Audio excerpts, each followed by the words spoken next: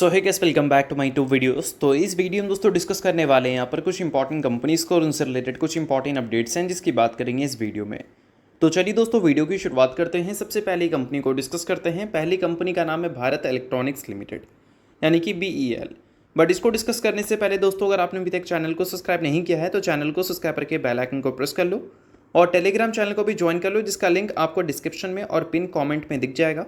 और दोस्तों एक डिस्क्लेमर भी है, जितने भी कंपनी से रिलेटेड न्यूज़ एंड अपडेट्स हम लोग कवर करेंगे वो सारी न्यूज़ एंड अपडेट्स सिर्फ और सिर्फ एजुकेशन पर्पज़ के लिए, सीखने के लिए। तो इसको किसी भी तरह का इन्वेस्टमेंट एडवाइस मत समझना, आप खुद से रिसर्च और एनालिसिस भी कर सकते हैं। तो चलिए दोस्तों वीडियो की शुरुआत करते हैं। सबसे पहले बात करते हैं भारत इलेक्ट्रॉनिक्स से रिलेटेड कुछ इंपॉर्टेंट न्यूज़ एंड अपडेट्स के बारे में। सो दोस्तों अगर हम भारत इलेक्ट्रॉनिक्स की बात करें तो आज के दिन ये कंपनी आपको फोकस में देखने को मिल रही थी, क्योंकि इंडिपेंडेंस डे के दिन हमारे जो प्राइम मिनिस्टर हैं उनकी तरफ से स्टेटमेंट देखने को मिला था सुदर्शन चक्र को लेकर, जिसमें उन्होंने बेसिकली इनडायरेक्टली हिंट किया था, ऐसा यहाँ पर एक्सपर्ट बोल रहे हैं कि वो आयरन डोम जैसी चीज़ों को इंट्रोड्यूस कर सकते हैं हमारे डिफेंस सेक्टर में, जिससे मिसाइल को इंटरसेप्ट किया जा सकता है, जैसा हमें इजराइल में देखने को मिलता है। तो इन सारे कारणों की वजह से हमारी जो डिफेंस कंपनीज़ हैं आज के दिन आपको फोकस में दिख रही थी, जिसमें डाटा पैटर्न्स, HUL, BEL जैसी कंपनीज़ आपको फोकस में दिख रही थी। अब देखो उसके साथ उन्होंने बताया था कि सेल्फ डिपेंडेंट यानी कि आत्मनिर्भर भारत भी ये बनना चाहते हैं। तो इसके लिए काफ़ी सारे प्राइवेट प्लेयर की भी एंट्रीज हमें देखने को मिल सकती है हमारे डिफेंस सेक्टर में। इसका मतलब ये है कि आने वाले कल में भी हमारे डिफेंस सेक्टर की जो एलोकेशन है वो हो सकता है गवर्नमेंट की तरफ से अच्छी ही हमें देखने को मिल जाए। अब देखो ये जो सारी चीज़ें हैं, लाइक सुदर्शन चक्र की बात हो जाए या फिर डिफेंस सेक्टर को बढ़ाने की बात हो जाए, ये बहुत ज़्यादा इंपॉर्टेंट है भारत इलेक्ट्रॉनिक जैसी कंपनीज़ के लिए, अगर हम 2026 के फाइनेंशियल ईयर की बात करें तो। क्योंकि 2025 के फाइनेंशियल ईयर की अगर हम बात करें तो कंपनी को जो टोटल ऑर्डर रिसीव हुआ था वो 18,715 करोड़ का था, और कंपनी ने गाइडेंस दिया था कि 25,000 करोड़ के आसपास का वो ऑर्डर उम्मीद कर रहे हैं 2025 के फाइनेंशियल ईयर में। तो एक्सपेक्टेशंस के हिसाब से उनके जो गाइडेंस थे, एक्सपेक्टेशंस के हिसाब से जो उनके ऑर्डर बुक थे वो हमें देखने को मिले नहीं थे। तो इन चीज़ों को मार्केट ने पसंद नहीं किया था। बट अभी पिछले कुछ टाइम में लगातार हमें डिफेंस सेक्टर से रिलेटेड बातें सुनने को मिली है। ऑपरेशन सिंदूर के बाद डिफेंस सेक्टर में 50,000 करोड़ का एडिशनल एलोकेशंस की बातें सुनने को मिली है। तो उम्मीद है कि भारत इलेक्ट्रॉनिक्स का 2026 का जो गाइडेंस होगा ऑर्डर बुक का, वो पहले के मुकाबले बेटर हमें देखने को मिलेगा। और कंपनी ने गाइडेंस जो दिया है वो कितना है, लगभग 27,000 करोड़ 2026 के फाइनेंशियल ईयर को लेकर। बट साथ में कंपनी ये भी बोल रही है कि इनका जो टोटल ऑर्डर बुक है वो 57,000 करोड़ से भी ऊपर जा सकता है अगर उन्होंने QRSAM को सिक्योर कर लिया तो, जिसकी बातें हमें आने वाले कल में गवर्नमेंट की तरफ से भी सुनने को मिल सकती है। अब इसका मतलब होता है कि creation surface to air missile contract, जो कि भारत इलेक्ट्रॉनिक्स को मिल सकता है, और इन सारी चीज़ों की वजह से इनके ऑर्डर बुक में एक बड़ी पुश आ सकती है। अब एग्जीक्यूशन तो इनकी बेटर है ही, सिर्फ और सिर्फ इनको ऑर्डर्स की ज़रूरत रहती है, और ऑर्डर्स पिछले कुछ टाइम में इनको मिले हैं अच्छे खासे। बट देखते हैं कि पिछले बार की तरह इस बार गाइडेंस मिस होता है या फिर इस बार गाइडेंस के हिसाब से ही कंपनी के टोटल ऑर्डर बुक हमें देखने को मिलते हैं। गवर्नमेंट की तरफ से नो डाउट सपोर्ट तो मिल रहा है, बट वो सपोर्ट दिखता है कि फाइनेंशियल ईयर के एंड तक कंपनी के बुक में हमें कितने देखने को मिल रही है। तो इन सारी चीज़ों पर थोड़ा सा नज़र रखना आप। सो दोस्तों वीडियो में आगे बढ़ने से पहले बात कर लेते हैं एक सेबी रजिस्टर्ड टेलीग्राम चैनल के बारे में, जिसका नाम है ट्रेडर पाजी। इनका रजिस्ट्रेशन नंबर आप यहाँ पर नोट डाउन कर सकते हैं। 8 साल से भी ज़्यादा का एक्सपीरियंस है इनको ऑप्शन एंड स्विंग ट्रेडिंग में, और 3,000 से भी ज़्यादा ट्रेडर्स को ये ऑलरेडी ट्रेन कर चुके हैं। अब देखो दोस्तों, पिछले कुछ टाइम में मार्केट में जो परफॉर्मेंस दिखी है उस परफॉर्मेंस की वजह से काफ़ी सारे बिगनर्स को काफ़ी ज़्यादा प्रॉब्लम हो रही है। तो अगर किसी भी तरह का डाउट्स एंड क्वेरीज़ हैं आपको, तो वो सारे क्वेरीज़ आप यहाँ पर टेलीग्राम चैनल पर आकर क्लियर कर सकते हैं। और इसके अलावा दोस्तों एक और बेनिफिट है ज्वाइन करने का, काफ़ी सारी कंपनी के जो चार्ट्स हैं उसको अच्छी तरह से टेक्निकली एनालाइज कर आपको वो यहाँ पर अपडेटेड देखने को मिलता है, तो उसका भी बेनिफिट आप ले सकते हैं। तो लिंक आपको डिस्क्रिप्शन में और पिन कमेंट में दिख जाएगा, लिंक के थ्रू जाकर आप इस टेलीग्राम चैनल को ज्वाइन कर लो।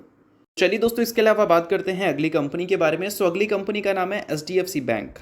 अब देखा जाए तो HDFC बैंक पिछले कुछ टाइम में एक न्यूज़ की वजह से फोकस में थी, और वो न्यूज़ था बोनस का। Q1 का नंबर जब कंपनी ने रिपोर्ट किया था तो उसके साथ कंपनी ने बोनस की भी अनाउंसमेंट की थी। अब बोनस की बात करें तो उसके रेशो आप देख सकते हैं 1:1 का है। इसका मतलब एक शेयर के बदले कंपनी ने एक इक्विटी शेयर देने का फैसला किया था। अब उसका फिलहाल कंपनी ने रिकॉर्ड डेट फाइनलाइज कर दिया है। 26 अगस्त को कंपनी ने इसका record date ex date fix किया है, यानी कि इस डेट से पहले जो भी कंपनी के शेयर होल्डर होंगे वो कंपनी में पूरी तरह से एलिजिबल होंगे। किसके लिए? बोनस के लिए। सो अगर आप HDFC बैंक के शेयर होल्डर हैं इस चीज़ को नोट कर सकते हैं, शेयर होल्डर नहीं है इग्नोर कर सकते हैं। न्यूज़ थी इस वजह से मैंने बता दिया, बाकी कोई भी ये रिकमेंडेशन नहीं है। तो चलिए दोस्तों बात करते हैं अब अगली कंपनी के बारे में। सो अगली कंपनी का नाम है इन्फोसिस लिमिटेड। सो दोस्तों अगर हम इन्फोसिस की बात करें तो आज के दिन इन्फोसिस भी आपको काफ़ी फोकस में देखने को मिल रही थी, क्योंकि इस कंपनी से रिलेटेड भी एक न्यूज़ हमें देखने को मिल रही है। न्यूज़ कोई ऑफिशियल नहीं है, बट हो सकता है कि आगे चलकर हमें ऑफिशियल होती हुई नज़र आ जाए, क्योंकि यहाँ पर मेंशन है कि इन्फोसिस जो है वो प्लान कर रही है 75% स्टेक एक्वायर करने का। एक्वायर किसका? वर्सेंट ग्रुप का। इसकी खुद की एक सब्सिडरी है, ठीक है, जिसका नाम है दोस्तों टेल्स्ट्रा, ठीक है, जो कि बोल सकते हैं ऑस्ट्रेलियन टेलीकॉम सेक्टर में काम करती है। अब इसका 75% ये जो एक्वायर करना चाहते हैं, इसका जो टोटल वर्थ बन रहा है वो लगभग 233.25 मिलियन ऑस्ट्रेलियन डॉलर्स, जिसका अगर इंडियन रुपीज़ में कन्वर्ट करके बात करें तो लगभग 1336 करोड़ का वर्थ है। यानी कि इतना इन्वेस्ट कर कंपनी 75% एक्वायर करने का प्लान कर रही है, किसका? वर्सेंट ग्रुप का। तो बेशक देखा जाए तो ये बिजनेस पॉइंट ऑफ व्यू से बड़ी न्यूज़ हो सकती है, बट ये न्यूज़ अभी के टाइम पे फाइनलाइज नहीं हुई है। ये तो कंपनी ने प्लानिंग किया है ना कि हम ऐसा कर सकते हैं, बट कंपनी ने अभी तक इस चीज़ को ऑफिशियल नहीं किया है कि हमने एक्वायर कर लिया है। कंपनी प्लान कर रही है। अगर ऑफिशियल हो जाता है तो नो डाउट ये एक बड़ी न्यूज़ हम बोल सकते हैं, क्योंकि 1336 करोड़ का जो नंबर है वो इन्फोसिस के लिए थोड़ा बड़ा तो नहीं बोल सकते हैं, बट हाँ एक डिसेंट अमाउंट ऑफ नंबर हम ज़रूर बोल सकते हैं इन्वेस्टमेंट के लिए अगर हम बात करें तो। अब इसके अलावा दोस्तों आप सभी को पता होना चाहिए कि इन्फोसिस हमारे इंडिया की सेकंड बिगेस्ट आईटी कंपनी है, जो कि कंप्लीट रेवेन्यू के लिए यूएस में डिपेंडेंट तो नहीं है, बट यूएस से मेजॉरिटी रेवेन्यू कंपनी का आता है। अब यूएस से कोई भी खबर अगर हमें सुनने को मिल जाए जो कि यूएस के मार्केट को डिस्टर्ब करे, तो बेशक हमारी आईटी कंपनीज को घूर घूर कर दिखेगी। अभी न्यूज़ दोस्तों ये देखने को मिल रही है कि जो साउथ कोरियन शेयर्स हैं वो हमें गिरावट रिपोर्ट करते हुए दिखे मंडे के दिन। मेनली जो चिप स्टॉक्स हैं, जो चिप्स की मैन्युफैक्चरिंग करती हैं, चिप्स में काम करते हैं, उन कंपनीज़ की बात हो रही है। क्योंकि यूएस प्रेसिडेंट डोनाल्ड ट्रंप की तरफ से स्टेटमेंट हमें देखने को मिल रहा है कि वो आने वाले हफ्ते में जो सेमीकंडक्टर इंपोर्ट होता है यूएस में, उसके ऊपर वो टैरिफ लगा सकते हैं। जिससे अल्टीमेटली क्या होगा, यूएस में इस चीज़ का भी इम्पैक्ट हमें देखने को मिलेगा। और जितना टैरिफ वो इंट्रोड्यूस कर रहे हैं उससे बोल सकते हैं जितने भी मेजर सेक्टर हैं उसमें महंगाई बढ़ने के चांसेस बहुत ज़्यादा हैं। अब सेमीकंडक्टर जिसकी ऑलरेडी शॉर्टेज हमें देखने को मिलती है, बट उस पर भी अगर टैरिफ वो इंट्रोड्यूस कर दे तो ऑब्वियस सी बात है कि ये नंबर और भी ज़्यादा कम हो जाएगा। तो इन सारे कारणों की वजह से यूएस में जो प्रॉब्लम्स है इन्फ्लेशन का, वो कहीं ना कहीं आगे चलकर हमें बढ़ता हुआ नज़र आ सकता है। और इन सारी कारणों की वजह से हमारी जो टेक कंपनीज़ हैं उनको प्रॉब्लम आ सकती है, क्योंकि अगर उनकी इंटरेस्ट रेट कम नहीं हुए तो बैंक्स को प्रॉब्लम होगी, और बैंक्स को अगर प्रॉब्लम होगी तो उनको जो सर्विसेज के लिए कंपनी चाहिए होती है, जितना काम वो देती है टेक कंपनीज़ को, उतना काम वो नहीं दे पाएगी, जिससे अल्टीमेटली हमारी कंपनीज़ को नुकसान है। क्योंकि हमारी कंपनी का जो मेजॉरिटी रेवेन्यू है वो बैंक से ही आता है, मतलब जो यूएस की बैंक्स है अगर हम बात करें उनके बारे में तो इस चीज़ को ध्यान में रखना। बाकी इसके अलावा बात करें अगली कंपनी के बारे में तो लक्ष्मी ऑर्गेनिक इंडस्ट्रीज़ नाम है। अब आज के दिन लक्ष्मी ऑर्गेनिक तो ज़बरदस्त फोकस में थी भाई। फोकस में क्यों थी? अपनी परफॉर्मेंस की वजह से। अब बात करते हैं उस परफॉर्मेंस के रीज़न के बारे में। क्या कंपनी से रिलेटेड कोई रीज़न आई है? तो देखो, अभी तक कंपनी से रिलेटेड कोई मुझे न्यूज़ सुनने को नहीं मिल रहा है कि इस न्यूज़ की वजह से कंपनी में ऐसी परफॉर्मेंस देखने को मिली है। बट फिर भी अगर कोई रीज़न अगर आपको टेक्निकल मिल जाए तो आप उस चीज़ को मान सकते हो। बाकी मैं आपको एक और पॉसिबल रीज़न समझा देता हूँ। देखो, जब मार्केट में किसी कंपनी में बहुत ही बड़ी तेज़ी देखने को मिलता है और मार्केट किसी एक ट्रेडिंग सेशन में बहुत ख़राब परफॉर्म करते हैं, तो अक्सर उस कंपनी में बहुत हेवी प्रॉफिट बुकिंग हमें देखने को मिलती है।